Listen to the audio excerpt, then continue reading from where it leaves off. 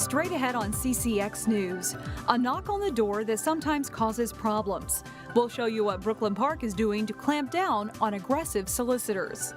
Plus, a first for the Crystal Police Department, and we get to meet him. And a state fair experience that aims to change our way of thinking. CCX News starts right now. And thanks for joining us. A hailstorm last summer brought out a flood of solicitors to Brooklyn Park. Now, door-to-door sales in the city could soon look a lot different. Delane Cleveland joins us now to explain. Delane? Shannon, Brooklyn Park has received complaints from residents about aggressive door-to-door sales tactics.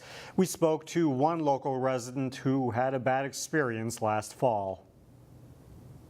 So I was inside my house. I saw the door-to-door solicitor come up to my house, knocked on the door, and when I didn't answer, the guy reached down and tried to open my front door, and luckily it was locked, so he wasn't able to get in, but it was very disconcerting. Jan Sick is one of the people who brought this issue to the city's attention. Currently, the only people required to get a license before they start knocking on doors in Brooklyn Park are peddlers who physically have items to sell. However, the city doesn't require solicitors to obtain a license. That would include people like contractors going door to door pushing roof repairs. If the ordinance change is approved, Brooklyn Park would require solicitors to undergo a criminal background check, which could take several weeks. If they pass the background check, they would have to wear ID cards before they start knocking on doors. Haven't really gotten any pushback.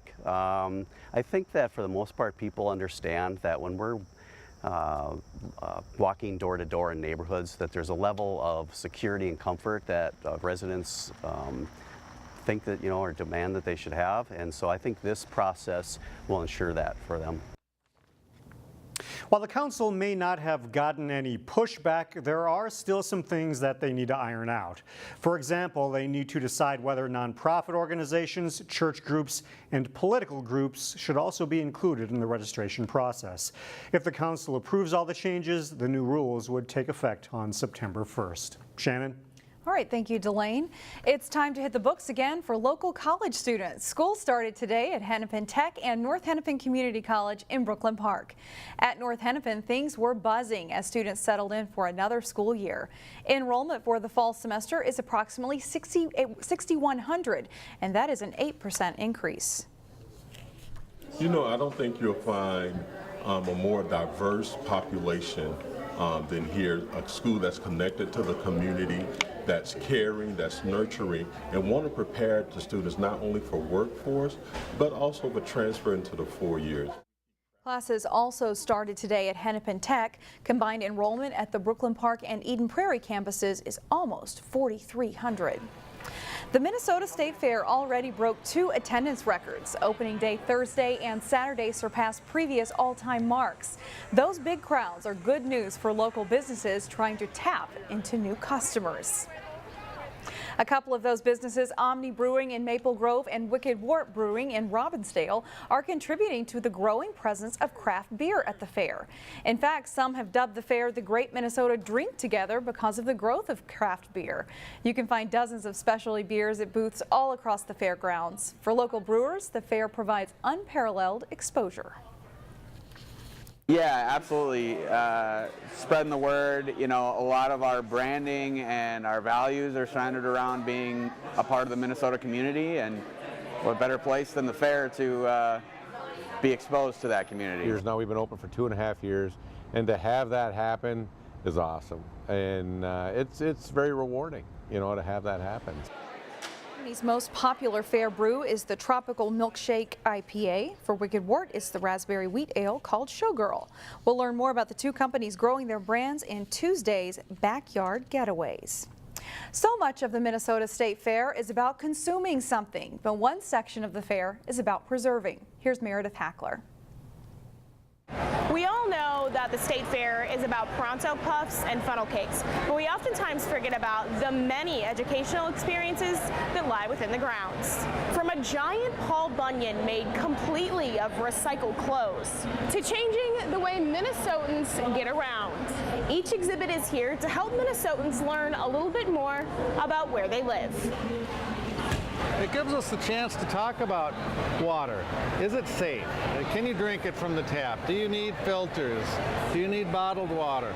Good conversations about water, which is it's so important. And if we can be talking about water, even if we don't always agree on all the particulars, that's a good thing. One of the most popular exhibits in the Eco Experience building is the Water Bar. Hi, welcome to Water Bar. Not only can you taste shots of water from all around Minnesota, but you can also learn about the importance of clean water. And you know, it starts with protecting the source too. Keeping bad things out of water is a lot easier than taking them out of water. And if you live anywhere in the metro, you can sign up to help keep your water source clean by adopting a drain. All they're committing to is to just go out and pick up the trash, put it in a bag, keep it clean, try to keep leaves and stuff from their yard. Mostly, those at the Eco Experience hope to open people's minds. People sometimes fear for the safety of the water. They think it's not going to be safe. And if people make informed choices on things, like buying bottled water, that's fine. But when people start buying bottled water out of fear for the safety of the water, well, that's where we'd like to have a good conversation about it. And turn those conversations into lifestyle changes. At the State Fair, Meredith Hackler, CCX News. The Crystal Police Department has a new deputy chief. Officer Brian Hubbard not only grew up in the city, he's also the first African American in the position. Here's reporter Sonia Goins. Deputy Chief Brian Hubbard has only been on the job for a week and is still putting up pictures and getting settled in his new space. It's surreal is what it is. His orientation won't include getting familiar with the streets. That's because he knows the city like the back of his hand. You know, I grew up in Crystal, so it's pretty exciting to be able to come back to the community I grew up in and help serve. Hubbard wasn't looking for a job at the time, but when the position became available, he jumped at the opportunity. Interacting with the community has been really important to me, and the opportunity to do that in my community really was one I couldn't pass up. The native son brings a lot of experience to the job. Before Crystal, he served on the Edina Police Force for more than 10 years. He also received the Officer of the Year Award in 2017 for Edina. Probably one of the more humbling experiences in my professional life. He knows that this is a difficult time period for police officers, but he wants to make a difference. I see that as an opportunity because the reality is that while we certainly have had some bad situations that I couldn't stand behind, for the most part, folks in law enforcement do remarkable work. And don't expect to see Hubbard sitting behind a desk. He wants to interact in the community where he grew up. I really enjoy the opportunity to make impact on people. In Crystal, Sonia Goins, CCX News. Hubbard will officially be sworn in on September 4th. Still ahead, hope for people thinking about returning to the workforce. That's next in Business Matters. Plus, top 10 teams Champlin Park and Hopkins square off as part of the Breakdown Side Out Classic Volleyball Showcase. But first, showers linger into Tuesday.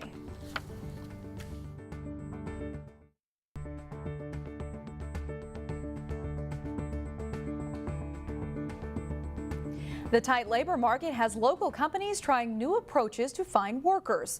One company in Brooklyn Park is tapping into a labor pool that often goes overlooked. If you've been a stay-at-home parent or a veteran back from service, you know what a challenge it can be to re-enter the workforce. York Solutions realizes that. The Brooklyn Park company believes recruiting the unconventional candidate is a great way to find talent. Here's CCX producer Corey Bork. You'd probably sit down with your stakeholders to just give them a heads up. Inside a Brooklyn Park office building, class is in session. We bring them in and they go through a classroom experience. What makes this lesson different isn't what's being taught, it's the students themselves. 6 years, that's a huge gap. And so this program really helped me get back into the workforce. Danica Brewer spent 12 years working for a financial institution. She then spent the next 6 raising a family. If you've been a stay-at-home mom for a long period of time, you kind of feel as though, well, I know I did. I felt like, well, could I go back? Turns out she could. With a program from Brooklyn Park-based York Solutions, the company offers IT consulting and project management. It trains its employees in its own classroom through a program it calls Barriers to Entry. The lessons are free.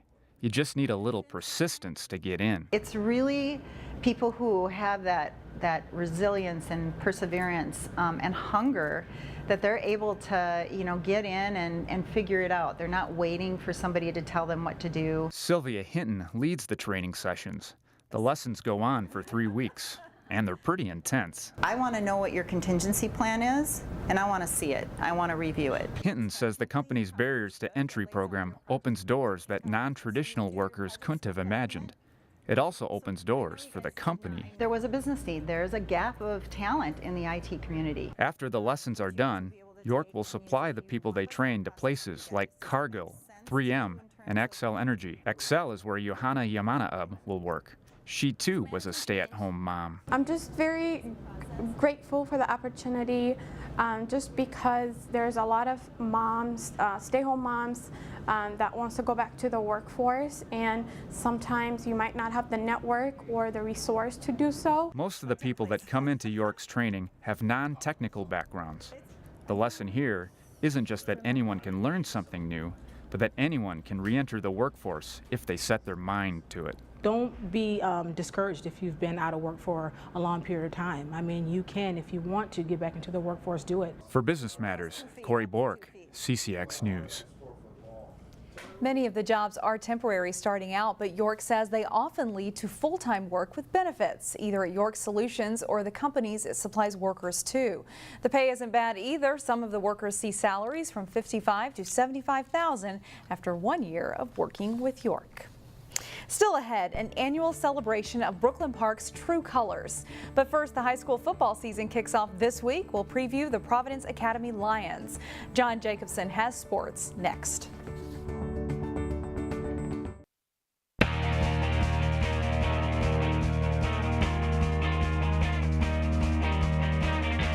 John Jacobson with sports. Champlin Park and Hopkins are both ranked in the top 10 in the preseason Class 3A volleyball poll, with the Rebels ranked first in one poll. Those two were among a group of strong teams that played Saturday at the Breakdown Sports Side-Out Classic at Hopkins. The Rebels wearing navy, Hopkins in black for this match.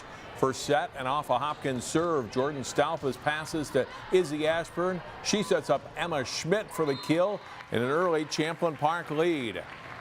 Then it's Ashburn with a back set to Sammy Hilly, who gets the kill. Champlin Park leads 12-5 on the way to a 25-14 first set win. In the second set, Hopkins grabs an early lead. The Rebels serving Claire Herring, Stella Swenson, then it's Anna Erickson with the kill. The Royals are up 4-3. But Hopkins, that's their last lead of the match. The Rebels and Ashburn with a quick set, Hannah Praske with the kill, and it's 14-11 Champlin Park. On set point, it's Ashburn ripping an ace serve for the winning point. Champlin Park wins 25-16, and they're up in the match 2-0. Third set, former Armstrong All-State hitter Lauren Clark is now at Champlin Park. She gets credit for the kill here. Champlin Park opens the season with a 3-game sweep of Hopkins. Overall, the Rebels were pretty happy with the win. It was a great start. I'm really excited for the rest of the season and to watch this team grow. I think we're starting off at a really good point, and I'm really happy with our progress so far. I'm just excited to what we brought to the table and what the things that we have to work on. Two other local teams also played in the 34-team Side-Out Classic. Osseo swept Rosemont to start the season with a win, and Heritage Christian Academy beat Ogilvie in 3, their first match of the year. The Eagles will play at Breck on Thursday. A Maple Grove High School grad got his moment in the spotlight for the Vikings. Number 9, Jake Wieneke, caught a touchdown pass in the Vikings preseason game against Seattle in the fourth quarter, and then he went one better. Late in the game, Wieneke caught a pass and reached the ball over the goal line for the winning 2-point conversion in a 21-20 win over the Seahawks. Vikings have one preseason game left Thursday at Tennessee. Local high school football teams will kick off the season later this week. Here's Jay Wilcox with today's training camp report with Providence Academy. It's a new start in a couple of ways for the Providence Academy football team. Former St. Thomas Academy and Edina assistant Colin Rooney is the new Lions head coach. It's been awesome. I've really enjoyed it. I'm surprised how comfortable I felt as a head coach. I've told people I've actually been more comfortable being in charge than I was as an offensive coordinator at my previous stops. And after adding Maranatha to the mix last season, West Lutheran has become part of the 4-school Lions co-op, which also includes Originals, Providence, and Heritage. So far this year, we've been outstanding, really. We got a lot of new players. I think that this new co-op is really good for us right now, and last year was kind of like a building year. This year we got like all the pieces this year. Honestly, it's pretty seamless because we're all just part of one team. We're all going towards one goal, so that makes it a lot easier. And it was pretty seamless when Maranatha and when West Lutheran have come in. There is better depth and some star power for the Lions. Wide receiver and cornerback Julian Caven is getting some D1 looks. Linebacker tight end Jaden Morton is very talented. Running back Jeff Ekior is a dangerous one. Safeties Akeem Daniels and Bryce Lovchick form a great duo. And quarterback Max Anderson is back after splitting time last season.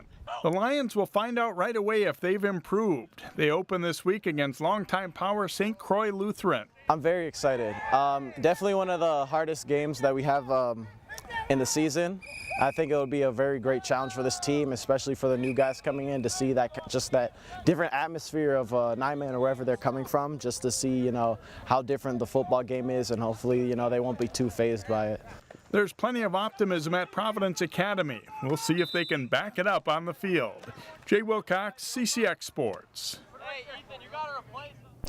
The Lions were 5-5 last season and returned 5 starters on offense and 9 on D.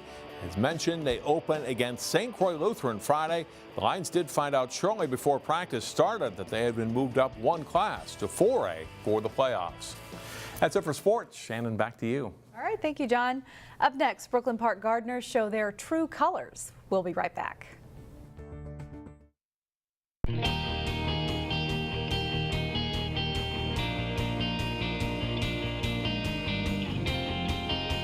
And finally, what does it take to have one of the best gardens in Brooklyn Park? If these photos are any indication, plenty of colorful flowers could help your chances. For the 19th year, Brooklyn Park recognized gardeners who enhance their yard and the neighborhood with the Summer Blossom Award. The city gave awards for best gardens in single-family homes in each district, plus awards for gardens at both townhomes and commercial properties. The recipients received a cash prize, and they will be recognized at Monday's City Council meeting too. So a little pat on the back for your yard work never hurts. That's all the time we have for now. Thanks for joining us. We'll see you back here again Tuesday, starting at 4 o'clock.